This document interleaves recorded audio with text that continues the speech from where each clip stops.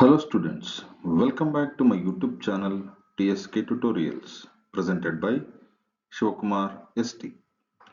Dear students, in this video I am going to discuss with you the very important 2 marks questions from the model question paper 3.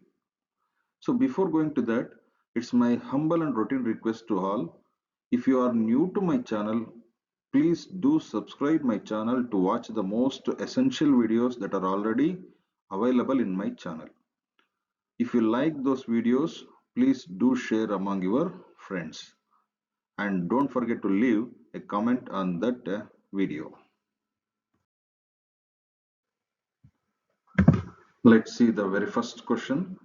What makes you think that Don Anselmo was a man of principles? ಅಂದ್ರೆ Don Anselmo ಒಬ್ಬ ತತ್ವಬದ್ಧ ವ್ಯಕ್ತಿ ಅಂತ ನಿಮಗೆ ಅನ್ನಿಸಲು ಕಾರಣ ಏನು ಅಂತ ಪ್ರಶ್ನೆ ಕೇಳಿದ್ದಾರೆ. The answer is Don Anselmo was a man of principles because he refused to take extra money for the extra land. He struck to his words. ಅಂದ್ರೆ ಹೆಚ್ಚುವರಿ ಭೂಮಿಗೆ ಹೆಚ್ಚುವರಿ ಹಣವನ್ನ ಪಡ್ಕೊಳ್ಳೋದಕ್ಕೆ ಡಾನ್ ಆನ್ಸೆಲ್ಮೋ ಅಂತಾನೆ ನಿರಾಕರಿಸ್ತಾನೆ. ಮತ್ತೆ ಅವನು ತನ್ನ ಮಾತಿಗೆ ತಕ್ಕಂತೆ ವರ್ತಿಸ್ತಾನೆ. He had planted and gifted a tree to every child of his village.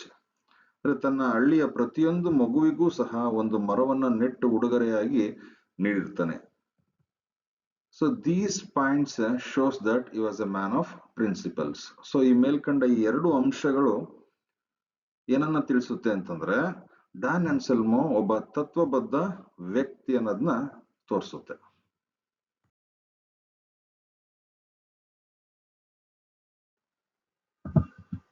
Let's move to the next question. How did Gandhiji and Dr. Ambedkar try to wipe out the caste discrimination in India? ಭಾರತದಲ್ಲಿ ಜಾತಿ ತಾರತಮ್ಯವನ್ನ ಸಂಪೂರ್ಣವಾಗಿ ತೊಡೆದು ಹಾಕಲು ಗಾಂಧೀಜಿ ಮತ್ತೆ doctor BR Ambedkar ಅವರು ಹೇಗೆ ಪ್ರಯತ್ನಿಸಿದರು ಅಂತ ಪ್ರಶ್ನೆ ಕೇಳಿದ್ದಾರೆ. The answer is Gandhiji reminded the higher castes of their duty towards the lower castes. ಅಂದ್ರೆ ಗಾಂಧೀಜಿಯವರು ಮೇಲ್ಜಾತಿಯವರಿಗೆ ಮನುಷ್ಯರಾಗಿ ನಾವು ಕೆಳಜಾತಿಯವರನ್ನ ಯಾವ ರೀತಿ ಟ್ರೀಟ್ ಮಾಡಬೇಕು ಅಂತ ಅವರ ಕರ್ತವ್ಯಗಳನ್ನ ಪರಿಚಯಿಸಿದ್ರೆ ಅಥವಾ ನೆನಪಿಸಿದ್ರೆ, Ambedkar reminded the lower classes of their inherent rights to equality towards the higher classes. Ambedkar ಅವರು ಕೆಳವರ್ಗದವರಿಗೆ ಉನ್ನತ ವರ್ಗದ ಜೊತೆ ನಾವು ಸಮಾನತೆಯನ್ನ ಸಾಧಿಸಬೇಕಾದ್ರೆ, ಸಮಾನತೆ ಅನ್ನೋದು ನಮ್ಮ ಅಂತರ್ಗತ ಹಕ್ಕು, ಅದನ್ನ ಪಡೆದು ತಿರ್ಬೇಕು ಅಂತ ಅವ್ರನ್ನ ಏನ್ ಮಾಡ್ತಾರೆ, ಬಡದೆಬ್ಬಿಸ್ತಾರೆ.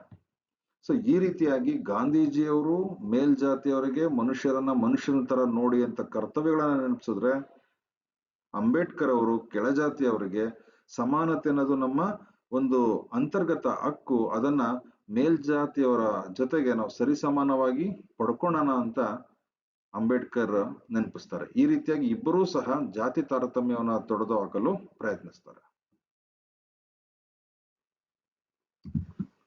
Let's move to the next question.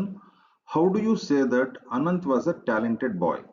ನಿಜವಾಗ್ಲೂ ಇದು ತುಂಬಾ ಸುಲಭವಾದ ಪ್ರಶ್ನೆ ಆಗಿದ್ದು ಸಾಕಷ್ಟು ಬಾರಿ ಪರೀಕ್ಷೆಯಲ್ಲಿ ಈ ಒಂದು ಪ್ರಶ್ನೆ ಪುನರಾವರ್ತನೆ ಆಗಿದೆ. ಅನಂತ್ ಒಬ್ಬ ಪ್ರತಿಭಾನ್ವಿತ ಹುಡುಗ ಎಂದು ನೀವು ಹೇಗೆ ಹೇಳ್ತೀರಾ ಅಂತ ಪ್ರಶ್ನೆ ಕೇಳಿದ್ದಾರೆ. The answer is yes, Anant was a talented boy. ಹೌದು, ಅನಂತ್ ಒಬ್ಬ ಪ್ರತಿಭಾವಂತ ಹುಡುಗನಾಗಿದ್ದ. He was the best table tennis player and the fastest runner. Ananth ಅತ್ಯುತ್ತಮ ಟೇಬಲ್ ಟೆನ್ನಿಸ್ ಆಟಗಾರನಾಗಿದ್ದ, ಜೊತೆಗೆ ವೇಗದ ಓಟಗಾರನೂ ಸಹ ಆಗಿದ್ದ. He was composing his own tunes in Sithara. ಅಷ್ಟೇ ಅಲ್ಲ, ಅನಂತ್ ಸಿತಾರದಲ್ಲಿ ತನ್ನದೇ ಆದ ರಾಗಗಳನ್ನ ರಚಿಸುವಷ್ಟು ಪ್ರಾವೀಣ್ಯತೆಯನ್ನ ಪಡ್ಕೊಂಡಿದ್ದ. ಸೊ ಈ ಎಲ್ಲ ಅಂಶಗಳು ಏನನ್ನ ಪ್ರೂವ್ ಮಾಡುತ್ತೆ ಅಂತಂದ್ರೆ ಅನಂತ್ ಒಬ್ಬ ಪ್ರತಿಭಾವಂತ ಹುಡುಗನಾಗಿದ್ದ ಅಂತ. Let's move to the next question. Scientists are the most practical people in the world. Justify. ಅಂದ್ರೆ ವಿಜ್ಞಾನಿಗಳು ಜಗತ್ತಿನ ಅತ್ಯಂತ ಪ್ರಾಯೋಗಿಕ ಜನರು, ಈ ಒಂದು ಹೇಳಿಕೆಯನ್ನ ಸಮರ್ಥಿಸಿ ಅಂತ ಪ್ರಶ್ನೆ ಕೇಳಿದರೆ the answer is scientists work together to gift the world with new technologies, new brands from defense to entertainment, medicines, electronics, new modes of transportation and green revolution. ವಿಜ್ಞಾನಿಗಳು ಒಟ್ಟೊಟ್ಟಾಗಿ ಕೆಲಸ ಮಾಡಿ ಜಗತ್ತಿಗೆ ಹೊಸ ಹೊಸ ತಂತ್ರಜ್ಞಾನಗಳು ಮತ್ತೆ ರಕ್ಷಣೆಯಿಂದ ಮನರಂಜನೆಯವರೆಗೆ ಹೊಸ ಬ್ರ್ಯಾಂಡ್ಗಳು, ಔಷಧಿಗಳು, ಎಲೆಕ್ಟ್ರಾನಿಕ್ಸ್ಗಳು, ಹೊಸ ಸಾರಿಗೆ ವಿಧಾನಗಳನ್ನ ಮತ್ತೆ ಹಸಿರು ಕ್ರಾಂತಿಯನ್ನ ಉಡುಗೊರೆಯಾಗಿ ನೀಡ್ತಾರೆ. This proves that scientists are the most practical people in the world. So ಈ ಎಲ್ಲ ಅಂಶಗಳು ಏನನ್ನ ಸಾಬೀತುಪಡಿಸುತ್ತೆ ಅಂತಂದ್ರೆ ವಿಜ್ಞಾನಿಗಳು ಜಗತ್ತಿನ ಅತ್ಯಂತ ಪ್ರಾಯೋಗಿಕ ಜನರು ಎಂಬುದನ್ನ ಸಮರ್ಥಿಸುತ್ತೆ. Let's move to the next question. What are the activities being done by the man on the land? ಭೂಮಿಯ ಮೇಲೆ ಮನುಷ್ಯ ನಡೆಸುತ್ತಿರುವ ಚಟುವಟಿಕೆಗಳು ಯಾವುವು ಅಂತ ಪ್ರಶ್ನೆ ಕೇಳಿದ್ದಾರೆ. The answer is man buys land, digs and plants trees, grows fruit on it. ಮನುಷ್ಯ ಭೂಮಿಯನ್ನ ಖರೀದಿಸ್ತಾನೆ, ಉಳುಮೆ ಮಾಡ್ತಾನೆ, ಮತ್ತೆ ಮರಗಳನ್ನ ನೆಡ್ತಾನೆ, ಹಣ್ಣುಗಳನ್ನ ಸಹ ಬೆಳೆಸ್ತಾನೆ. Children dance and play on land. ಮಕ್ಕಳು ಅಂತಹ ಸುಂದರ ಪರಿಸರದಲ್ಲಿ ಆ ಒಂದು ನೆಲದ ಮೇಲೆ ಏನ್ ಮಾಡ್ತಾನೆ, ಹಾಡ್ತಾರೆ, ಕುಣಿತಾರೆ, ಸಂತೋಷದಿಂದ ನಲಿತಾರೆ. Man also fences and makes boundaries over the land. ಇಂತಹ ಸುಂದರ ಪರಿಸರದಲ್ಲಿ ಮನುಷ್ಯ ಯುದ್ಧವನ್ನ ಮಾಡಿ ಭೂಮಿಯ ಮೇಲೆ ಬೇಲಿಗಳನ್ನ, ಗಡಿಗಳನ್ನ ನಿರ್ಮಾಣ ಮಾಡ್ತಾನೆ. Man ಪೊಲ್ಯೂಟ್ಸ್ the land by waging war. ಮನುಷ್ಯ ಯುದ್ಧ ಮಾಡುವ ಮೂಲಕ ಭೂಮಿಯನ್ನ ಕಲುಷಿತಗೊಳಿಸ್ತಾನೆ. ಸೊ ಇಷ್ಟೆಲ್ಲ ಚಟುವಟಿಕೆಗಳನ್ನ ಮನುಷ್ಯ ಭೂಮಿ ಮೇಲೆ ನಡೆಸ್ತಾನೆ.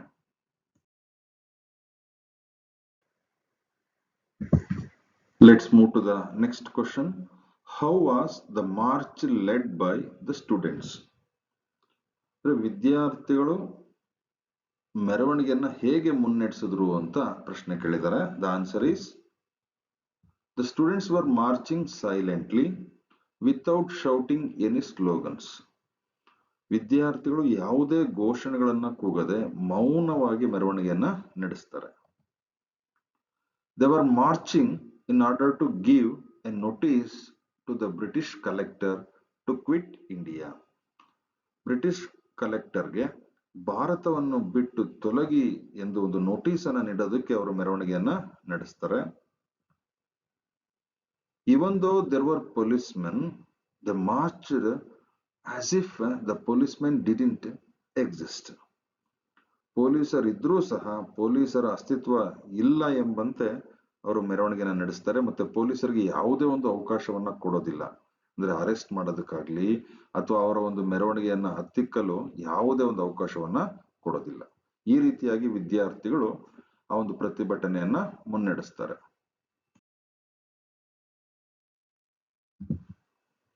Let's move to the next question.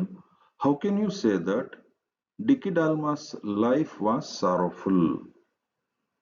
ಡಿಕ್ಕಿ ಡಾಲ್ಮಾ ಅವರ ಜೀವನ ದುಃಖಕರವಾಗಿತ್ತು ಎಂದು ನೀವು ಹೇಗೆ ಹೇಳ್ತೀರಾ ಅಂತ ಪ್ರಶ್ನೆ ಕೇಳಿದರೆ the answer is Dicky Dolma lost her mother when she was 11. Dicky Dolma ಕೇವಲ 11 ವರ್ಷದ ಮಗುವಾಗಿದ್ದಾಗ ತನ್ನ ತಾಯಿಯನ್ನ ಕಳ್ಕೊಳ್ತಾಳೆ. She lost her elder brother to.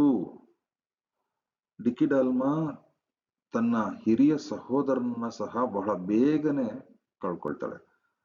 Hour father was bedridden. ಅವರ ತಂದೆ ಅನಾರೋಗ್ಯದಿಂದ ಹಾಸಿಗೆಯನ್ನು ಹಿಡಿದಿರ್ತಾರೆ. She had financial problem also. ಆಕೆಗೆ ಹಣಕಾಸಿನ ಸಮಸ್ಯೆಯೂ ಸಹ ಇರುತ್ತೆ. This are the hardships that Dicky Dolma had faced in her life. Dicky Dolma ತನ್ನ ಜೀವನದಲ್ಲಿ ಇಷ್ಟೆಲ್ಲ ಕಷ್ಟಗಳನ್ನ ಎದುರಿಸಿರ್ತಾಳೆ.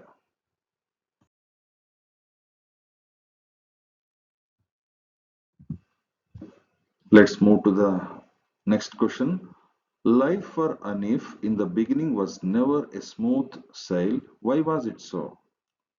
ಆರಂಭದಲ್ಲಿ ಅನೀಫ್ ಜೀವನ ಎಂದಿಗೂ ಸಹ ಸುಗಮವಾಗಿರ್ಲಿಲ್ಲ. ಅದು ಏಕೆ ಹೀಗಾಗಿತ್ತು ಅಂತ ಪ್ರಶ್ನೆ ಕೇಳಿದ್ದಾರೆ. Hanif last his father when he was just 8 years old. Hanif ಕೇವಲ 8 ವರ್ಷದ ಹುಡುಗನಾಗಿದ್ದಾಗ ತನ್ನ ತಂದೆಯನ್ನ ಕಳ್ಕೊಳ್ತಾನೆ. His mother was a vocal artist and she had to travel a lot. ತನ್ನ ತಂದೆಯನ್ನ ಕಳ್ಕೊಂಡಾಗ ಕುಟುಂಬದ ಜವಾಬ್ದಾರಿ ಎಲ್ಲ ಅನೀಫ್ ಅವರ ತಾಯಿಯ ಹೆಗಲ ಮೇಲೆ ಬೀಳುತ್ತೆ. ಆಕೆ ಒಬ್ಬ ಗಾಯನ ಕಲಾವಿದೆ ಆಗಿದ್ದು ಕಾರ್ಯಕ್ರಮಗಳನ್ನ ಕೊಡೋದಕ್ಕೆ ಬಹಳಷ್ಟು ದೂರ ಪ್ರಯಾಣಿಸಬೇಕಾಗಿರುತ್ತೆ. Therefore, Anif and his brothers grown up independently.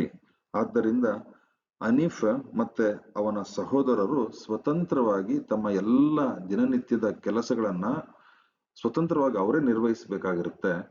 So ಅದರಿಂದ ಅನೀಫ್ ಬಾಲ್ಯದಲ್ಲಿ ಅವನ ಜೀವನ ಅಷ್ಟು ಸುಗಮವಾಗಿರಲಿಲ್ಲ.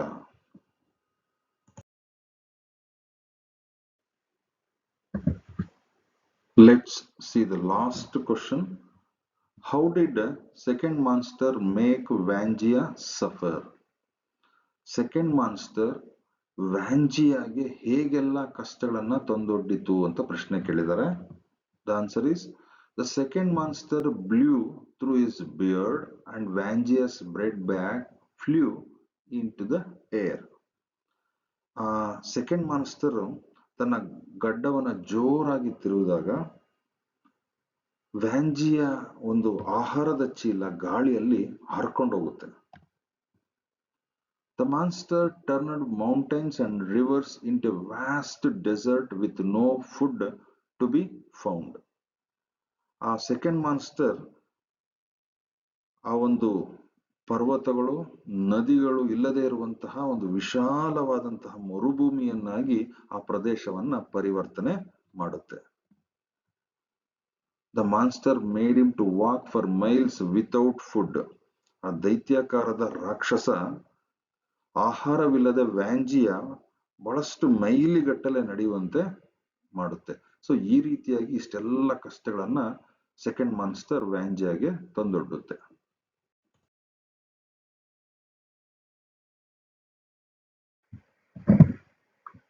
By this I wind up today's class. If you like this video, please do comment on this video and share among your friends. Thank you for watching this video.